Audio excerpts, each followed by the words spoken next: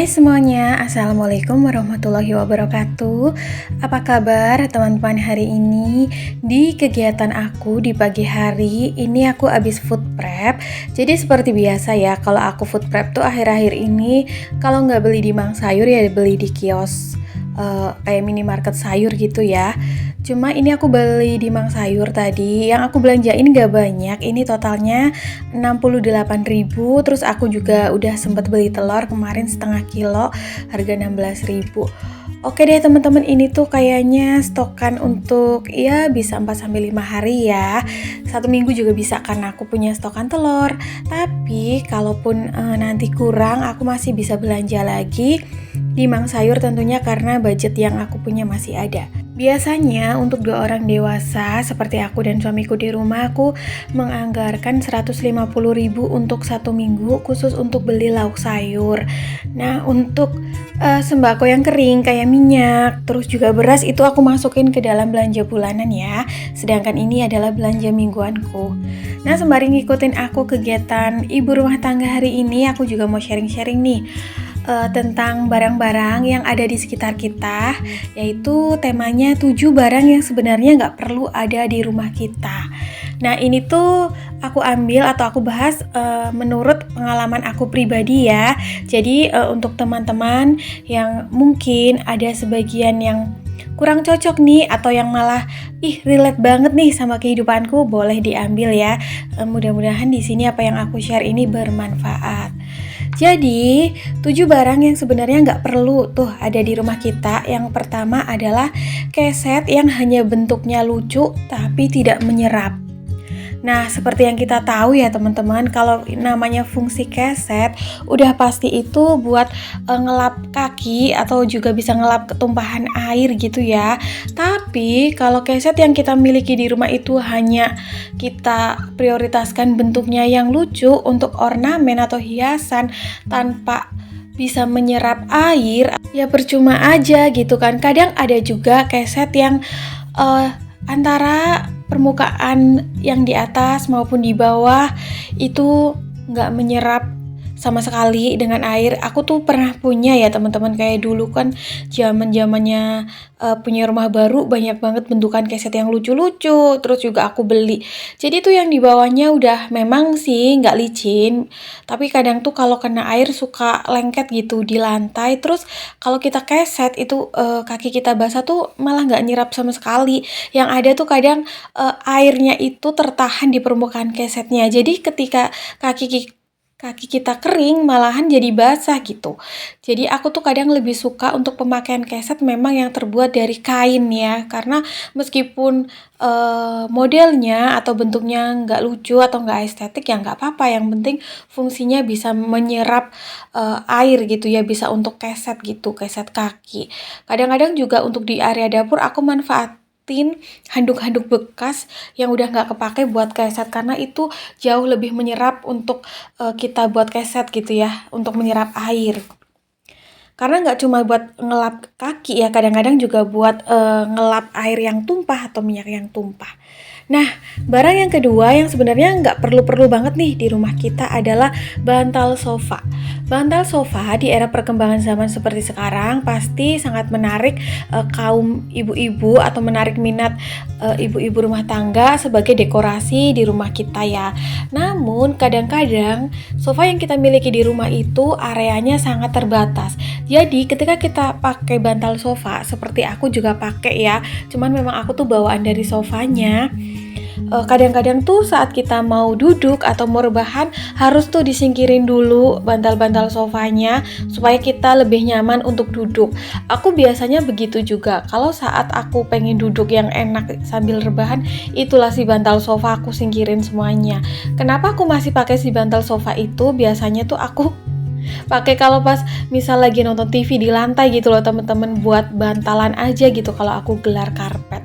Tapi itu nggak aku lakuin sehari-hari ya, biasanya ya udah aku copot-copotin aja. Kenapa belum aku declutter ya, karena sebagai dekorasi yang memang masih aku manfaatin juga. Tapi aku nggak mau menambah bantal sofa tersebut terlalu banyak karena menurutku tuh buat apa juga. Barang yang ketiga yang sebenarnya nggak perlu banget banget di rumah kita adalah hiasan yang ada di tabletop atau hiasan yang ada di meja dapur atau meja kompor seperti ini ya. Dekorasi apapun, karena di tabletop ataupun meja dapur, meja kompor itu kan rawan banget kecipratan air, kecipratan minyak. Mau kita taruh hiasan mungil apapun, secantik dan seestetik apapun, ya udah tetap aja bakalan kena cipratan minyak, cipratan air, kadang juga berdebu. Yang ada tuh kita jadi ekstra buat ngebersihinnya ya. Sedangkan di area tabletop ataupun meja kompor ini kan setiap hari hampir kita pakai buat masak, buat bikin cemilan atau apapun itu. Aku sama sekali nggak taruh hiasan apapun di sini kecuali ya memang barang yang aku butuhin seperti rak peniris piring ya. Ini juga kalau udah kering semua biasanya aku singkirin, terus ini aku bersihkan semuanya biar terasa lebih lapang, pas masak pun jauh lebih enak. Barang yang keempat yang nggak perlu banget atau keberadaannya itu sebenarnya nggak perlu banget, kurang minim fungsi gitu ya di rumah kita adalah karpet lantai. Mungkin sebagian orang suka memakai karpet lantai di rumahnya karena selain memberikan kesan lebih cantik, karpet lantai mungkin dirasa melindungi kaki kita dari rasa dingin ya.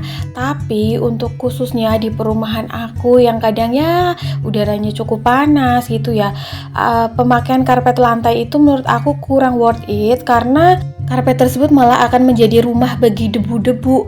Kadang kan kita meskipun udah jaga kebersihan, pakai sandal, terus sapu ngepel ya tiap hari, kaki kita kadang kan masih terkena debu ya pas keluar masuk rumah gitu. Nah, keberadaan karpet lantai di rumahku itu malah kadang tuh bikin satu rumah debu, yang kedua tuh kayak nambah-nambahin kerjaan buat cuci karpet, yang ketiga kadang tuh kalau nggak rutin dibersihin itu kadang ada bau-bau yang nggak sedap gitu ya. Jadinya aku tuh kurang suka banget sama bau-bau lembab gitu. Nah, akhirnya aku tuh pernah beli karpet lantai itu hanya kepake saat acara kayak pengajian aja gitu. Apalagi aku tuh kayak rentan terhadap debu ya, kadang suka bersin-bersin gitu. Kalau pakai karpet lantai, aduh malah kurang nyaman gitu. Tapi balik lagi ke kebutuhan masing-masing ya. Barang yang selanjutnya adalah sutil silikon. Maraknya sutil silikon dengan berbagai bentuk, warna maupun merek di zaman sekarang akhir-akhir ini sangat digemari oleh para ibu-ibu. Kelihatannya juga cantik, terus bisa untuk pajangan di dapur. Tapi untukku pribadi, sutil silikon menurut aku itu kurang worth it karena pemakaiannya itu susah atau sulit untuk digunakan ya. Kadang untuk menyendok sayur ataupun ngoseng-ngoseng sayur atau lauk itu malah jauh lebih sulit karena permukaannya itu lebih tebal gitu ya dibandingkan sutil biasa. Tapi memang fungsinya memang bagus sebagai untuk misal kita punya perabotan dapur yang terbuat dari teflon ataupun dari granit ataupun keramik, itu bisa pakai sutil silikon. Tapi buat aku sendiri kurang worth it karena saat suhunya panas itu meskipun merek yang kita miliki itu bagus, tetap aja ada kayak meleleh gitu, gelembung-gelembung yang melendung gitu. Jadi aku lebih worth it atau aku lebih memilih untuk memakai sutil kayu untuk pemakaian di teflon maupun alat masak yang terbuat dari keramik maupun granit. Barang yang keenam yang menurut aku tuh fungsinya nggak terlalu dibutuhin banget di rumah adalah dispenser beras.